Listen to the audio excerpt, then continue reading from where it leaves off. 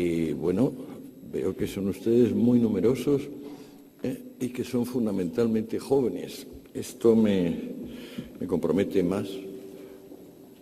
Quizá esté acoplando el micrófono. No sé. ¿Me oyen ustedes bien? Sí, perfectamente. Bueno. La conferencia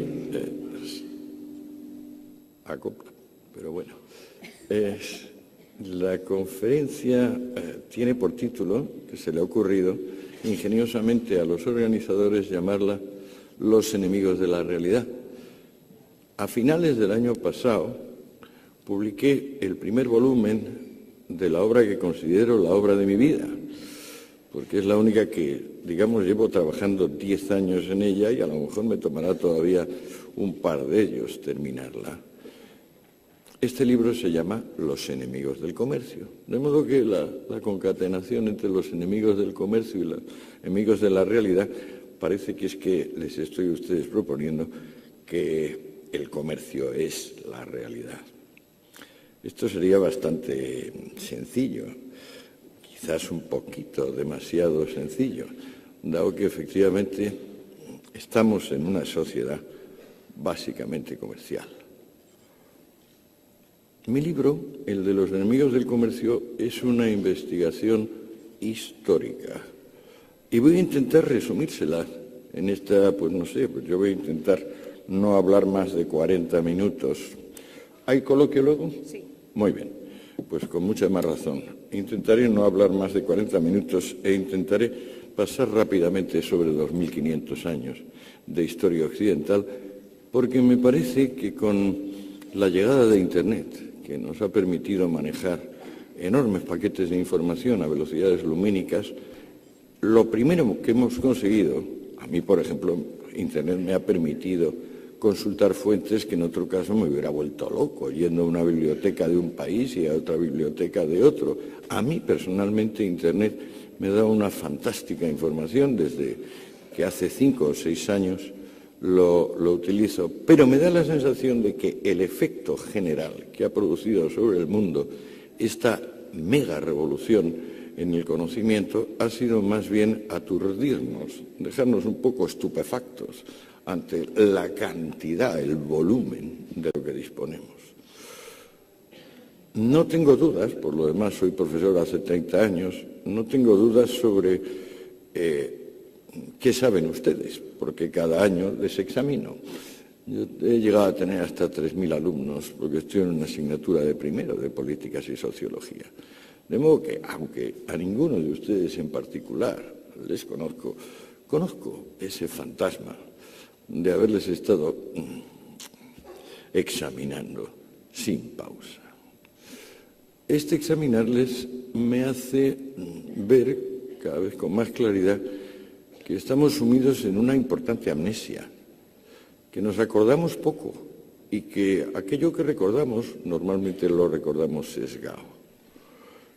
De modo que cuando me puse a escribir Los enemigos del comercio, fundamentalmente intentaba entenderme a mí mismo, autoaclararme, porque yo he sido más rojo que la muleta de un torero, o mejor dicho, rojo-negro, puesto que mi rojería tenía un poderoso componente anarquista.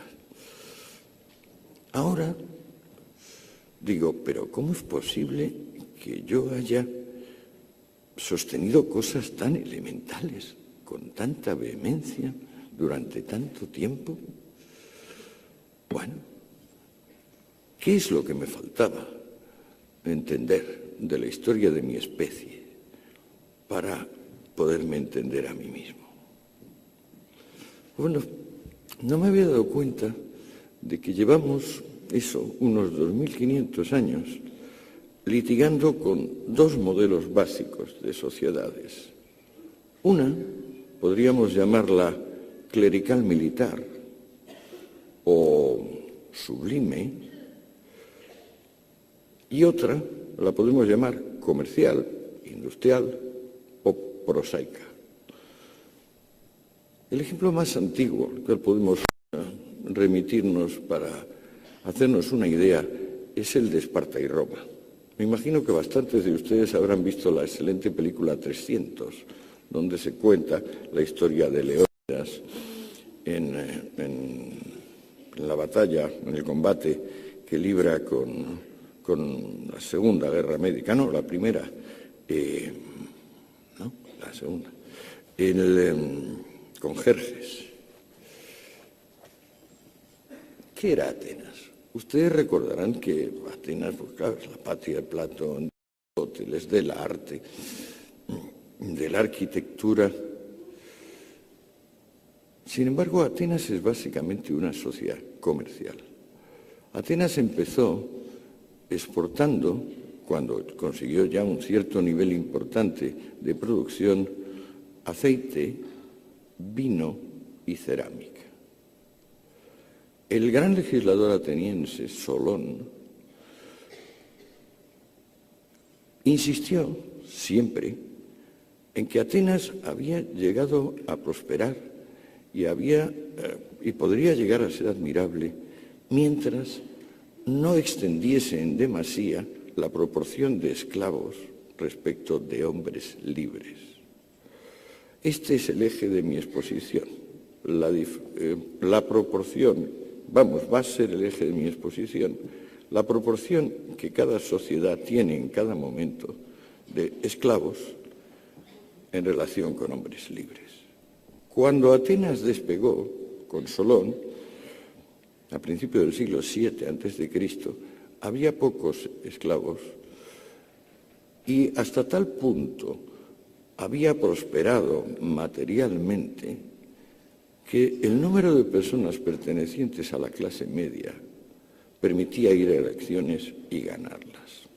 Es decir, que la suma de la gente que se sentía pobre o despojada y la suma de la gente que eran los patricios, los gobernantes, era siempre inferior al sector de la sociedad que estaba dispuesto, como tal clase media, a intentar prosperar, o sea que abonaba la movilidad social. Como gran rival tenía a su vecino Esparta, que era una sociedad típicamente clerical militar, sublime, que vivía y vivió 4 siglos de explotar al pueblo mesenio,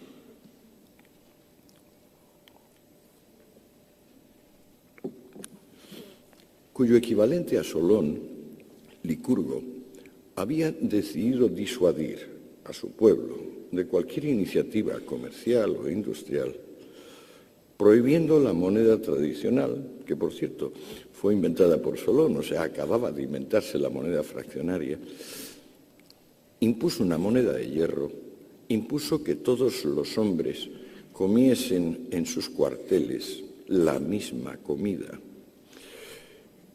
y en general prohibió que su país se desarrollase en términos de competitividad, capacidad laboral, ingenio.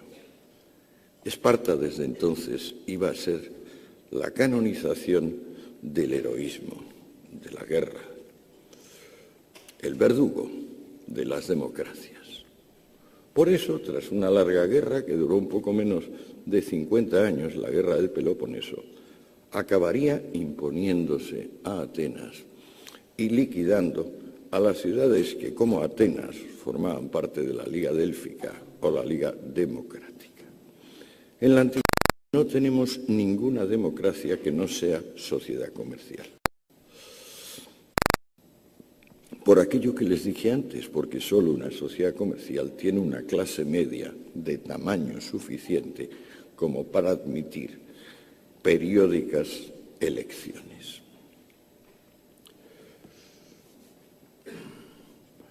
Los persas, los espartanos, que suelen aparecer como gentes de honor, por ejemplo en la película 300, la película omite el interesante detalle de que mientras Leónidas peleaba con los espartanos, el rey de Esparta, el segundo rey, porque los espartanos tenían un segundo rey, siempre tenían 2, estaba ya negociando con los persas en secreto, que luego finalmente, cuando los espartanos vencieron a los atenienses y a las polis democráticas, fue merced a los barcos y al dinero persa, y que en definitiva los nobles militares espartanos vendieron la Hélade a los persas por dinero y por la envidia que les suscitaba el encanto, la capacidad que tenían los atenienses de sacar adelante las cosas de una forma pacífica, a través de ciencia y arte, mientras que ellos solo sabían sacarlas adelante mediante violencia y abnegación. 3 siglos después, volvemos a encontrar en la antigüedad un conflicto entre sociedad comercial y sociedad clerical militar, que se libra entre Cartago y Roma. Roma es una sociedad muy parecida a la espartana, no tan brutal ni tan tosca, pero muy parecida en el sentido de que es la canonización del amo. El romano no sabe vivir sin esclavos. Y los cartagineses, aunque eran desde luego mucho más salvajes que los atenienses y que las demás ciudades democráticas griegas, eran un imperio comercial, que como los griegos creaba colonias, normalmente costeras, para comerciar con los pueblos de cada lugar. Ya los griegos sembraron un imperio comercial que iba desde el Mar Negro hasta Gibraltar. Y los cartagineses, digamos que reanudaron la gestión de ese imperio fundamentalmente pacífico, basado en el intercambio de cosas. Roma, naturalmente, igual que Esparta, tenía un único y principal mercado, el de esclavos. La compraventa de esas herramientas humanas, de esos infrahumanos, que digamos para todo, salvo para obrar sin instrucciones del amo y para detentar propiedad. Ustedes también habrán visto muchas películas sobre Roma y a lo mejor les da la sensación de que Roma fue, en la época imperial, a partir de Julio César y su sobrino Augusto, que es el momento más alto, una sociedad realmente próspera, vagamente parecida, por ejemplo, a la España de hace 50 años. Ustedes se equivocan si piensan semejante cosa. Vamos a ver. No tenemos en toda la historia de la literatura latina un solo dato que nos indique cuál era el salario de ninguna profesión civil durante los aproximadamente 7 siglos, que duran desde el ascenso de Roma hasta la desintegración del imperio. El trabajo en Roma lo verifican esclavos. Y sobre el precio del esclavo, ustedes podrían preguntarse, ¿cuánto vale un esclavo? Pues no vale poco. Apoyándonos básicamente en el Corpus Juris Civilis de Justiniano, que es un texto del siglo V-VI, de la era ya cristiana, sabemos 2 o 3 cosas bien concretas y bien útiles sobre los esclavos masculinos y femeninos de la antigüedad. Primero, que el factor juventud no era el determinante. El factor principal era si sabían leer y escribir y si tenían algún tipo de oficio. Llegaba a haber una proporción de 1 a 7, es decir, el analfabeto valía 1 y 7 valía el que tuviera precisamente instrucción en usos comerciales. Por ejemplo, el que supiese llevar una contabilidad, el que supiese establecer relaciones, contar. El esclavo joven, competente y, joven y bien competente, venía a valer lo que aproximadamente valen ahora la gama alta de BMW y Mercedes. y iban reduciéndose hasta valer pues lo que un Opel Corsa o un Citroën de las marcas pequeñas. Esta mano de obra es la que mueve prácticamente a toda la antigüedad, con la excepción que les he dicho de Atenas y un poquito de Cartago, porque Cartago era también bastante esclavista. La consecuencia de que aproximadamente una persona no esclava trabajaba y 15 esclavos trabajaban, estos son los datos de Atenas después de haber perdido la guerra con Esparta, hacía que el dinero circulase mal y con unos altísimos tipos de interés. En la Roma republicana, antes de llegar César al poder, el interés del dinero era aproximadamente un 8% mensual. Si hacen ustedes la multiplicación de 8 por 12, verán que están por encima del 90%. Con esa insuficiente circulación monetaria, Roma vivió básicamente de conquistar vecinos. Y la gran tragedia que va a acabar con ese imperio es que los vecinos, llega un momento que se acaban los vecinos ricos. La única forma el único vecino invadible, por ejemplo, son los tártaros o los de Mauritania, y bueno, no sale a cuenta porque hay que mandar al ejército, que cuesta un dineral, porque el ejército romano es profesional desde tiempos de Augusto, cuesta un dineral y no sale a cuenta, no hay botín. Esa sociedad que, digamos, en tiempos de Marco Aurelio, hacia el 130 o así, ya tiene emperadores de una enorme dignidad personal, tecnócratas eminentes, justamente porque no puede ir peor, porque ya ha saqueado todo lo que tenía fuera y dentro y no sabe vivir del trabajo, no sabe inventar cosas útiles, cosas que los otros voluntariamente compren.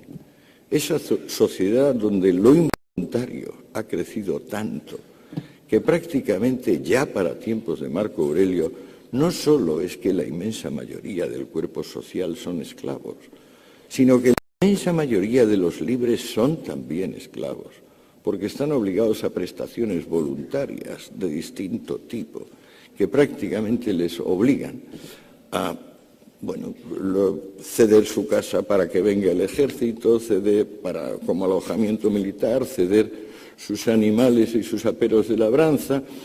En tiempos de Marco Aurelio, para que se hagan ustedes una idea, tanto le admira el pueblo romano al particular Marco Aurelio, que algunos patricios, sabiendo que el emperador está en una de sus visitas, porque en realidad no son visitas, el pobre hombre ya tenía una gran presión de los bárbaros, eran movimientos para ir, digamos, comprobando que las provincias no se desintegrasen.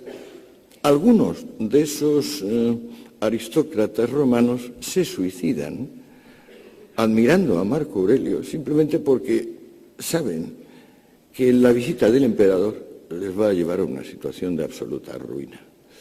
Estas prestaciones involuntarias llegarán en su tiempo a hacer que Roma, sin circulación monetaria, con una balanza no ya de pagos, sino en general una economía de mera subsistencia, sea un inmenso economato.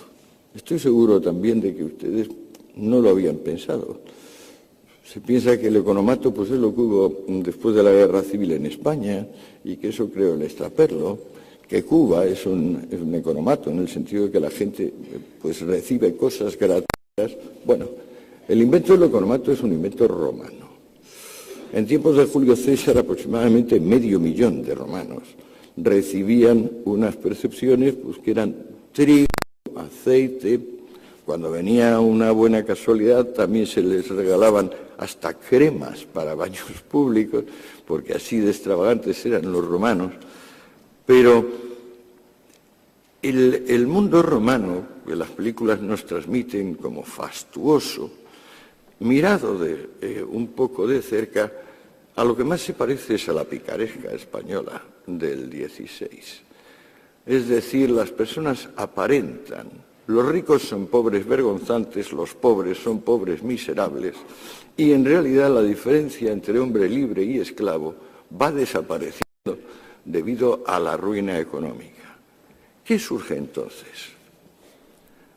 Pues surge en la periferia del imperio lo que en mi libro, a falta de mejor término, he llamado pobrismo, que también se puede llamar comunismo, pero que llamo pobrismo porque se origina en una secta judía particular. No sé si también tengo que recordarles a ustedes que el pueblo judío es un pueblo familiar. A diferencia de otros pueblos que tienen una estructura política, el pueblo judío es básicamente una estructura familiar. Cuando surgen los primeros comunistas en el pueblo de Israel, la secta esenia, el resto del pueblo está dividido en otras dos escuelas de vida, que son los fariseos profesionales y los saduceos, que son sacerdotes o gentes vinculadas con el orden sacerdotal.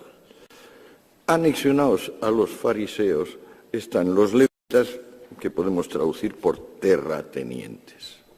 Cuando aparece la secta esenia, viene con una interpretación concreta del séptimo mandamiento que dice que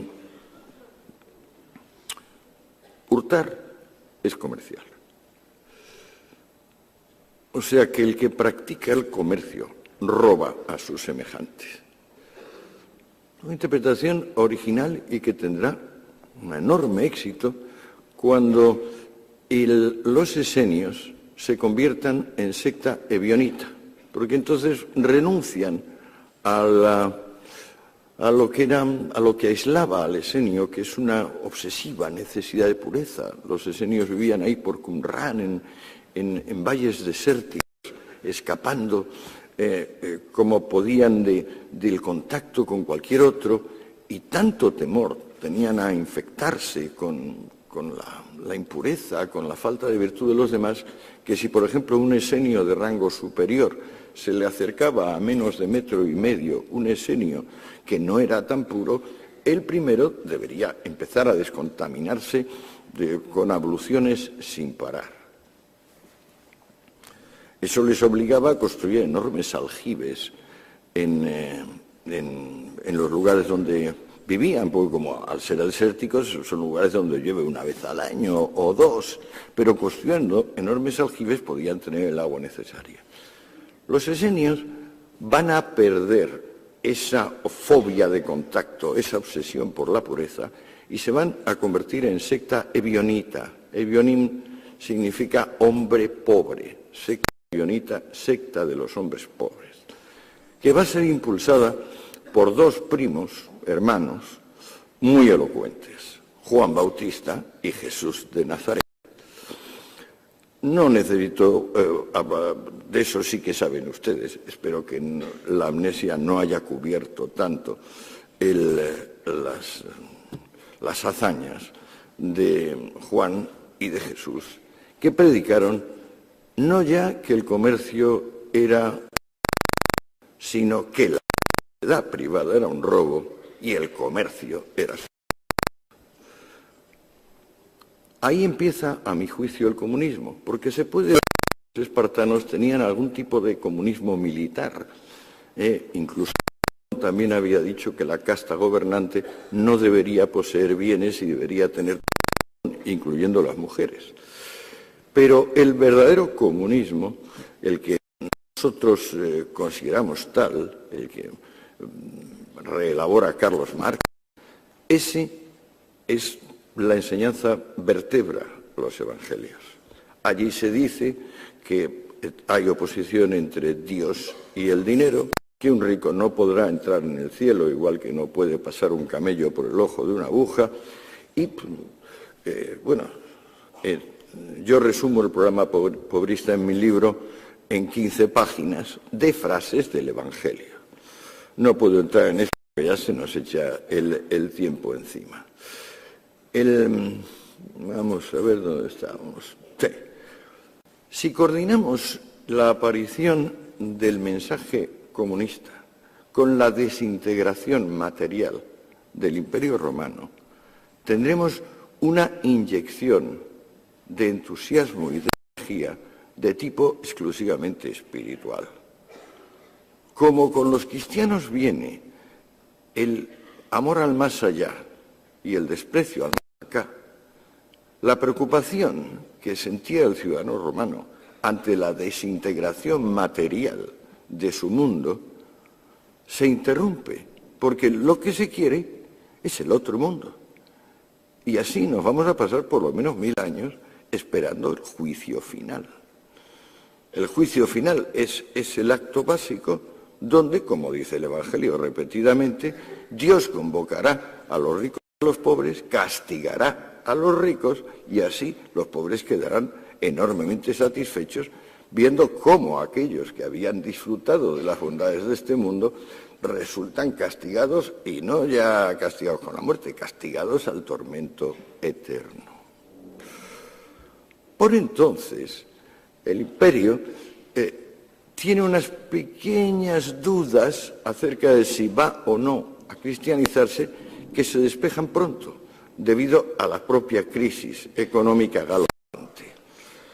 A partir de Diocleciano, que es el último César pagano, viene el Constantino, y al cristianizarse el Imperio Romano, aunque la crisis económica se sigue manteniendo, hay ese espíritu, ese entusiasmo del más allá, de haber encontrado al fin el camino, eso que se puede llamar, y que no encuentro otra palabra, que es la plenitud del pobrismo. O sea, la riqueza evoca náusea y la pobreza evoca respeto. Por entonces, claro, la única cosa que quedaba por saquear a los romanos eran los templos paganos. Y al cristianizarse el imperio, pues los 40 o 45.000 templos paganos que subsistían fueron expropiados, y como tenían diversas cosas, entonces lo que hacían los césares era coger y lo que fuera de bronce fundirlo, lo que fuera de plata lo mismo, y si bueno, si había cosas de oro, mejor que mejor. Para entonces la circulación monetaria está interrumpida. La única fuente de dinero a partir de la cristianización es el turismo piadoso. O sea, son el que conecta distintas partes del imperio con Jerusalén. Ahora tenemos, por ejemplo, las excavaciones arqueológicas muestran que hubo un importante desarrollo de la zona en el sentido de regadío, embalses. Pero bueno, perderíamos quizás un poco el tiempo si entro en ese detalle. El imperio se está despoblando a toda velocidad ya desde tiempos de Julio César. Para entonces, digamos, para Constantino puede calcularse que hay 1 de cada 3 personas, esa es la proporción, y la gente que sobra de las ciudades y la gente que sobra del campo se confluye como, digamos, en el cambio de marea, formando unas grandes hordas de personas que no caben ni en la ciudad ni en el campo. Origen de nuestra palabra vago, porque esas grandes hordas que llegaron a ocupar regiones enteras se llaman vagaudas y eran prácticamente el destino inevitable, vamos a decir, de la mitad de la población. Bien, entonces, la patrística, ¿se acordan ustedes? Son 3 padres cristianos, fundamentalmente San Agustín, San Jerónimo y San Anselmo, 3 padres latinos, Agustín, Jerónimo y Anselmo, 3 padres griegos, Juan Crisóstomo, Basilio y Gregorio, y estos 6 hombres, que son sin duda los más cultos que hay entonces en ese desintegrado mundo romano, racionalizan el comunismo, explican concretamente que en toda compraventa siempre va a haber un perdedor, que el comercio crea una movilidad social mórbida, morbidus, dicen ellos, es decir, fúnebre, mortuoria, porque implica que los listos pues se sobrepongan a los parados, paraditos, digo mentalmente, ¿no? Y que esto pues va a imponer de algún tipo de meritocracia cuando lo esencial de mensaje evangélico, recuérdenlo ustedes, es el sermón de la montaña que dice: benditos sean los pobres de espíritu, porque de ellos es el reino. Ustedes dirán que pobres de espíritu a lo mejor se decía en sentido figurado. No. Estamos hablando de micros neuma, o sea, de poca alma, de personas, digamos, por debajo de la media. ¿Qué pasó en la Alta Edad Media? Las historias les cuentan cosas del rey Arturo, del Roldán, incluso podemos llegar ya en la muy avanzada Edad Media al Cid. Bueno, la Edad Media se puede dividir en dos periodos fundamentales. Uno, llamado Edades Oscuras o Alta Edad Media, que viene a durar desde el siglo V hasta el siglo XII, y otro, que es la Baja Edad Media. ¿Qué sucede en la Alta Edad Media o en los siglos oscuros? Pues, señores míos, sucede que las ideas evangélicas, las ideas de la patrística, se cumplen. La Edad Media fueron 6 siglos de comunismo militante. La sociedad comercial ha desaparecido por completo. En el año 2003, un profesor de Harvard, McCormick, un medievalista, digitalizó, es decir, escaneó todos los documentos medievales del siglo VI al siglo XIII, los pasó por un programa adecuado y le preguntó cosas tan sencillas como: ¿cuántas veces aparece la palabra negotiator? Negotiator, negociante, hombre de negocios. Y descubrió para su estupor que en 5 siglos había aparecido 119 veces. La palabra, por ejemplo, esclavo, aparecía 700 millones de veces. La palabra señor aparecía 600 millones de veces.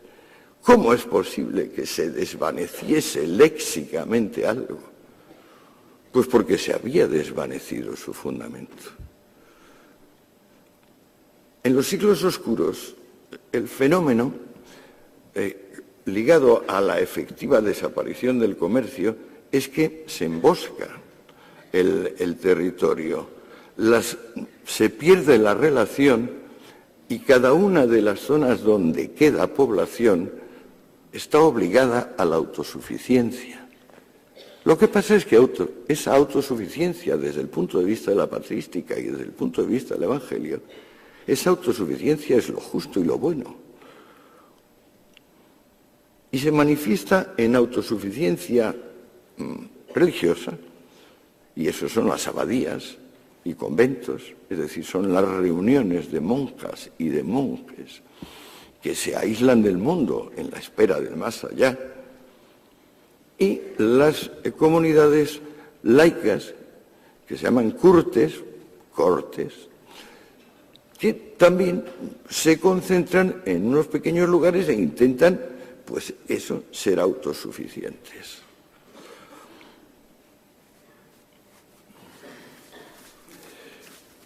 ¿Cómo sale Europa de una situación donde había aproximadamente 60 hambrunas anuales y la enfermedad más difundida era la lepra?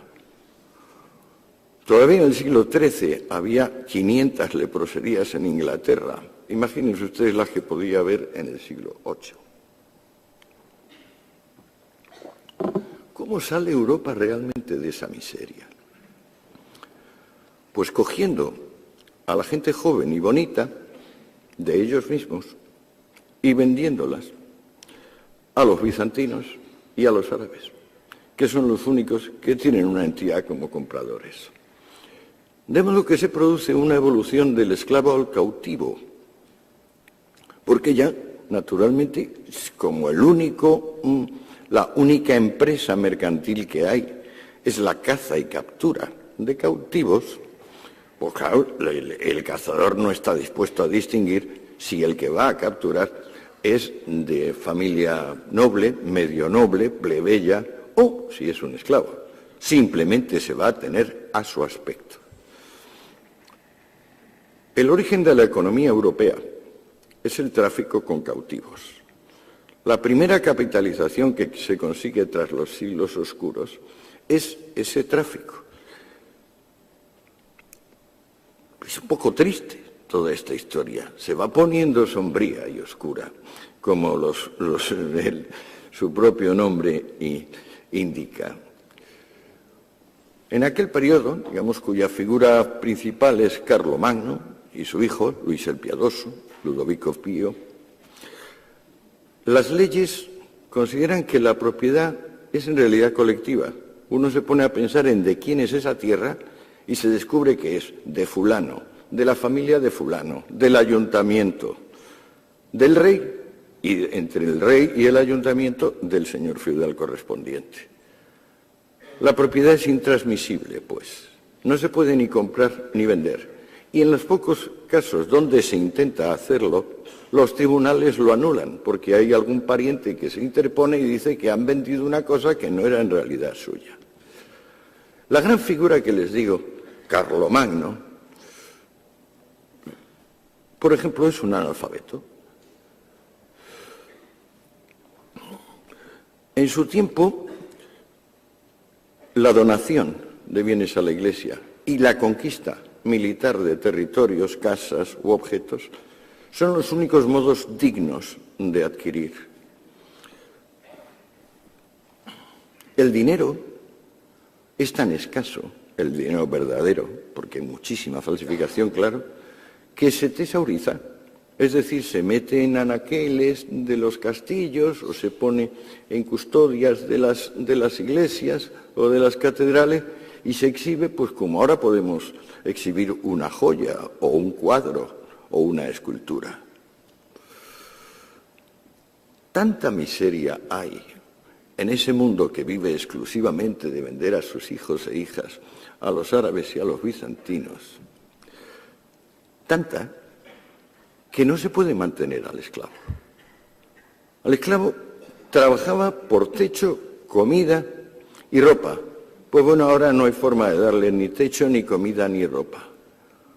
Reina tal miseria que hace falta seguir manteniendo a un dependiente, pero ya no se le puede pagar. Y esta evolución es la que determina al siervo. El esclavo se convierte en siervo y surge un nuevo rito que no conocían los griegos, la cultura grecorromana. En la cultura grecorromana, una persona, por el hecho de haber nacido en un territorio, era ciudadano de ese territorio. En la Alta Edad Media hace falta prestar un homenaje. Mannschaft es la palabra germánica para esto. Las personas no existen por el hecho de haber nacido. Para que puedan existir y ser reconocidas como algo distinto de una alimaña, un jabalí o una patata, es necesario que se arrodillen y le digan a otro: soy tu hombre para siempre. Si el otro lo acepta, le dirá que se levante y le dará un beso en la boca. Es curioso que en ese sentido eran bastante personalistas los medievales, sí. Pues bueno, a este horror, donde el 90% de la literatura se dedica a vidas de santos, donde los objetos venerados son reliquias de mártires, donde los dioses son los santos, es decir, se ha restaurado el politeísmo, donde la propiedad se ha coagulado y no se pueden hacer intercambios, donde hasta en las altas clases las racias de los cazadores de cautivos hacen estragos. En ese mundo aparecen dos cosas que funcionan como ganzúas para abrir la puerta que la sociedad clerical militar le había cerrado a la sociedad voluntaria. Una es una manera rápida, muy rápida, de desplazar cualquier tipo de propiedad, la letra de cambio. Probable descubrimiento de los judíos, que llevan 8, 9 o 10 siglos siendo perseguidos como los que mataron al Salvador, los que mataron a Dios. La letra de cambio. De una forma secreta, implacable e ilimitada, la propiedad se puede transmitir. Segundo invento, Ganzúa, una contabilidad realmente científica, en vez de ese cuento de dedito de que pues yo tengo tanto porque he acumulado, pero bueno, ¿cuánto va a gastar o cuánto? Esa contabilidad que llamamos científica o de partida doble, la inventa un monje, Luca Pacioli, porque entonces prácticamente las únicas personas que tenían instrucción eran los monjes. Ya les digo que el propio emperador Carlomagno era analfabeto. Al mismo tiempo que la letra de cambio y la contabilidad de partida doble, quizás un poco antes para ser exactos, unos hombres denodados se niegan a ser siervos y, tomando una conducta parecida a la de los bandoleros, forman caravanas que deben acorazar con ellos, con sus espadas y sus cotas de malla, y ayudados por soldados que prefieren eso a participar en las guerras privadas, que es lo habitual de la vida, crean las primeras relaciones terrestres de un lugar a otro. Esos caravaneros heroicos, en su tiempo, por ejemplo, Carlomagno o su hijo Luis el Piadoso les consideran personas nefastas porque son negociadores y hacen sus caravanas intentando ganar dinero. Y si uno lee las capitulares de Carlomagno, de Ludovico Pío o la de sus sucesores, veremos que justamente eso, el lucro, está prohibido. A pesar de todo, los caravaneros consiguen desbrozar una Europa que se había emboscado completamente. Y el resultado de su acción es que tienen que hacer estaciones, altos en su camino. Esos altos en su camino son los burgos. ¿Qué son los burgos? Pues bueno, las entidades de población se habían ido reduciendo a nada. De repente, de esa nada, empiezan a emerger las ciudades. Lo esencial de los burgos es que la población, simplemente con residir allí un año y un día, quita el vínculo de dependencia. Es decir, aquello que se le había impuesto como homenaje, el ser hombre de otro hombre, se quita con los burgos. Bueno, veo que ya llevo bastante tiempo. Me temo que si sigo contándoles lo que llega hasta nosotros, va a ser la leche. O sea, esto va a durar demasiado tiempo.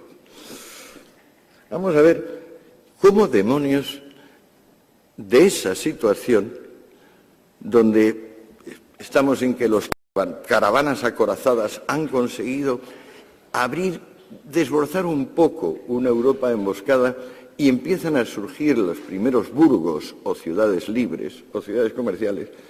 ¿Cómo llegamos, digamos, un poquito, cómo salimos de eso? Bueno, da la casualidad de que con los burgos y los caravaneros se restaura la circulación monetaria. Al restaurarse la circulación monetaria, acontece una cosa que llevaba sin acontecer 1000 años, que es que cuando alguien trabaja se le puede pagar el dinero. Cuando empieza a haber posibilidad de cobrar el dinero, hay tal brote de entusiasmo que un letargo que dominaba a las ciencias y a las técnicas desde tiempos de los atenienses, auténtico sopor mortal, se convierte en actividad. Y entonces, empezando por el molino, que es un descubrimiento de esa época, prácticamente todo el campo del obrar humano se multiplica y galvaniza.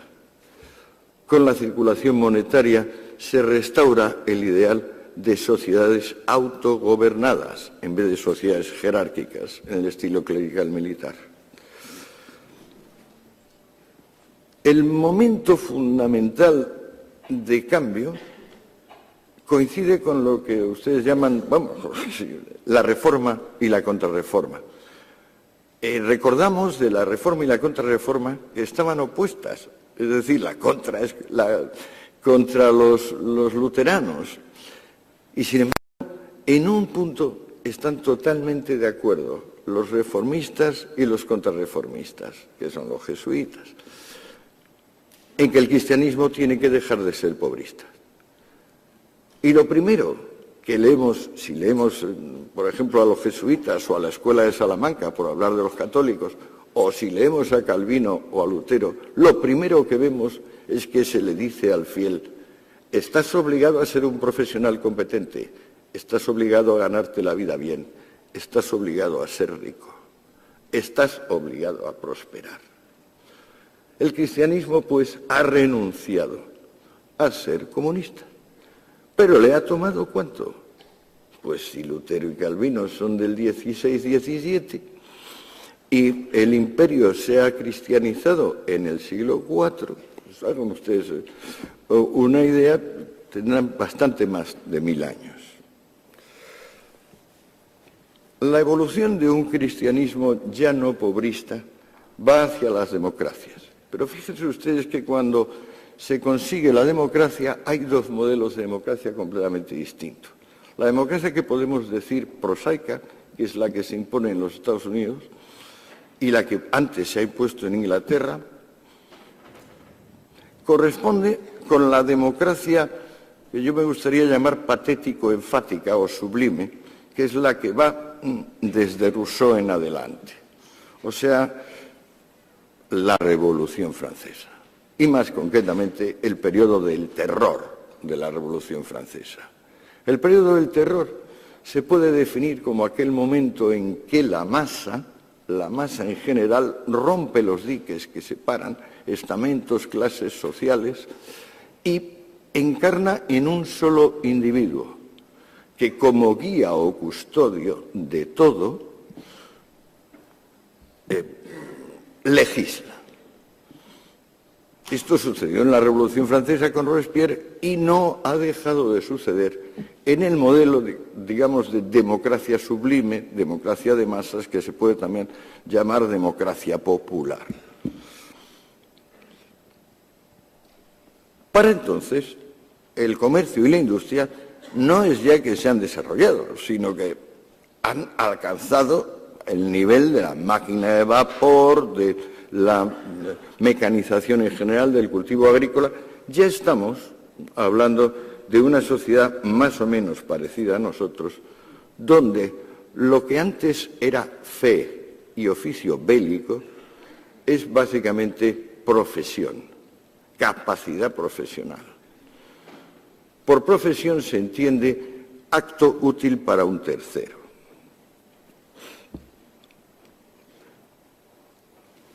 Y ahora les puedo dar una sugestión verdaderamente estimulante. En 5 minutos termino. ¿Por qué ha vencido sin convencer el capitalismo? Naturalmente, capitalismo hay que entender por capitalismo privado. Es decir, el suyo y el mío, y el de mi compañera en la mesa. Porque capitalismo, en el sentido de que el emperador o el pontífice máximo es propietario de todo, eso es tan antiguo como el hombre. O sea, el emperador de la China es el propietario de todos los bienes chinos, y el emperador de Roma es el propietario de todos los bienes romanos, y el emperador de Persia el propietario de todos los bienes persas. En realidad se puede decir que mientras la propiedad no se distribuye y se multiplica, no solo no hay capitalismo, sino que no hay industria en general. Pero ¿por qué el capitalismo ha acabado venciendo y sin embargo genera tantos resquemores, tantas vacilaciones, tantas dudas? No ya la postura de un Bakunin anarquista o la postura de un Marx, no. Porque a cada uno de ustedes, incluyéndome a mí, hay un punto donde reconocemos que el capitalismo nos ha hecho salir de la miseria y de la barbarie, pero a pesar de todo nos parece bárbaro y miserable.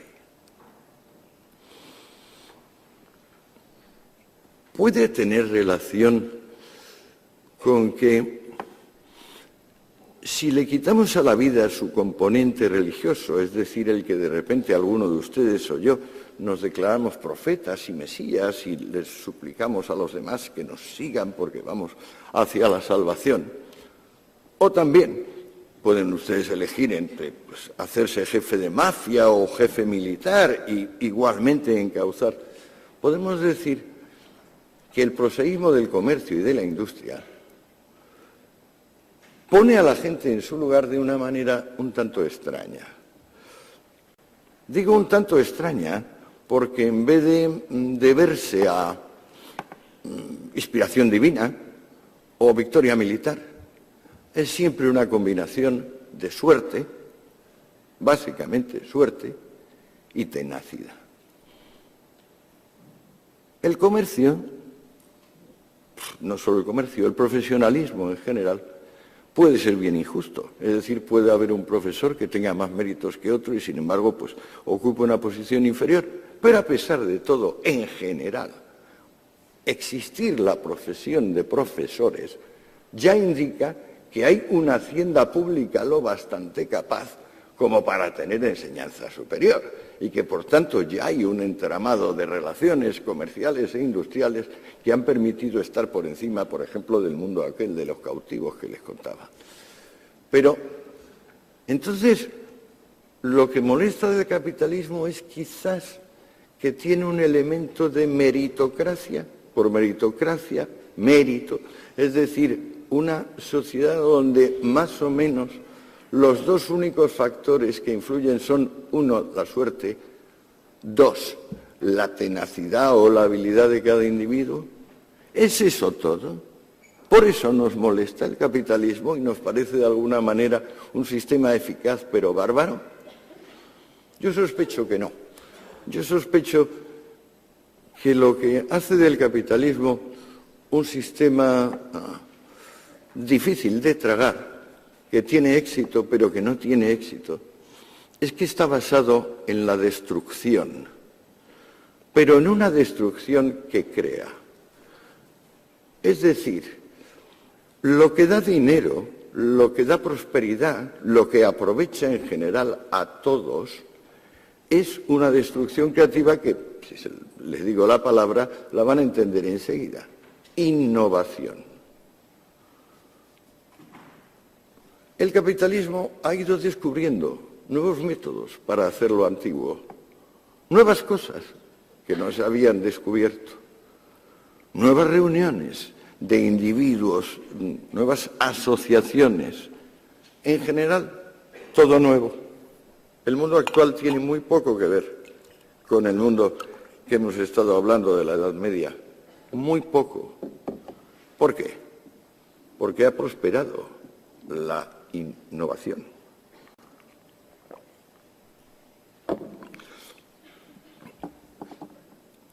Ahora disponemos de estadísticas suficientes para promediar el aumento de la renta per cápita en los últimos 250 años. La media es el 2%.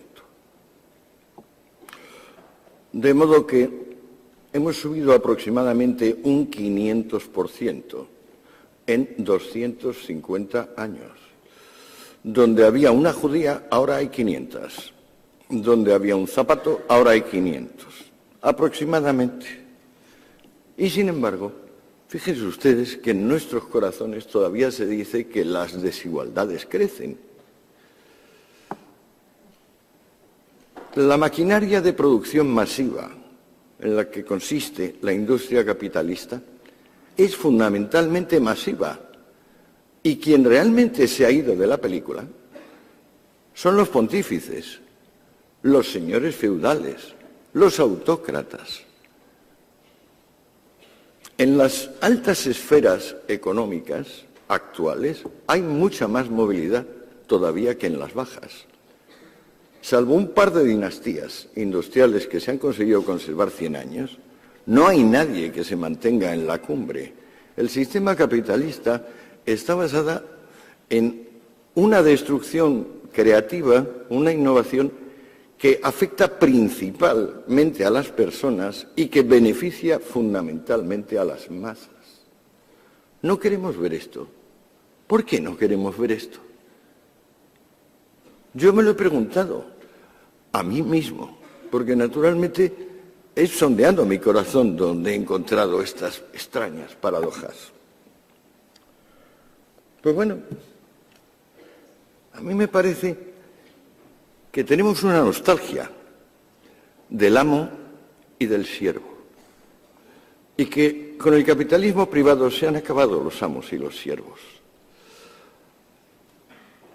El siervo, según el cristiano, según San Pablo, está más cerca del cielo que el amo. El amo, bueno, el mero hecho de ser amo significa que es superior. Tenemos motivos para querer la tranquila vida del siervo y más motivos aún para querer la superior vida del amo. Hemos llegado a una cultura donde eso ya no existe. Fuerzas impersonales, que son las que guían la invención y canalizan las energías, han creado una sociedad donde continuamente se van inventando cosas que van dejando viejas, van lanzando en el baúl de los trastos inservibles las cosas que nos han parecido más básicas. Da un poco de susto. Es un poco escalofriante.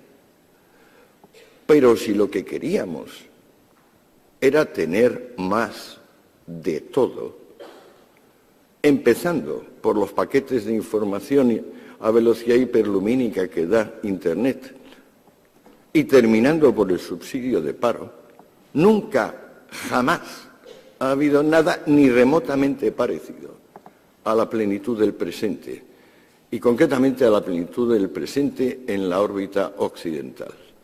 El fenómeno de la globalización lo ha expandido todavía mucho más, porque claro, si antes las locomotoras habían sido Alemania o Japón, la locomotora de los últimos 20 años ha sido China e India.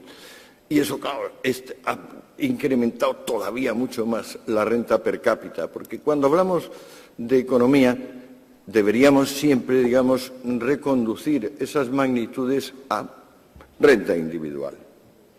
Fíjense ustedes la recesión actual. ¿Cuántos piensan que la recesión actual tiene... ¿Sabe usted lo que le digo? Si entramos en la recesión actual, me voy a tirar media hora. Sí, lo dejamos con lo que les he dicho hasta ahora. Les agradezco la paciencia, porque es que tengo demasiadas cosas, demasiados datos, y entonces me atranco yo mismo. Discúlpenme por lo denso de esto, y si en la medida de lo posible guarden como fruto de lo que he dicho esta extraña paradoja de triunfar sin convencer, que le toca a nuestro sistema político y social. Gracias.